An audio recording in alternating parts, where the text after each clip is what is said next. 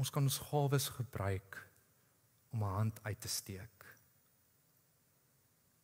En die mooi van so 'n aksie is dat een hand wat uitgesteek word, ander hande begin aansteek om dieselfde te doen.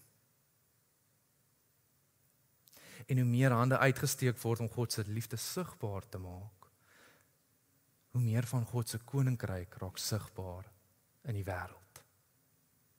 In die hier en nou. Sodra ons dit regkry om ons eie hande uit te steek aan die mense rondom ons, gaan daar 'n oomblik wees, jy gaan dit dalk eers agterkom, wat daar 'n tweede paar hande uitgesteek gaan word. En 2 word 3 en 3 word 4 en naderhand kan ons nie eers meer tel hoeveel hande uitgesteek word nie.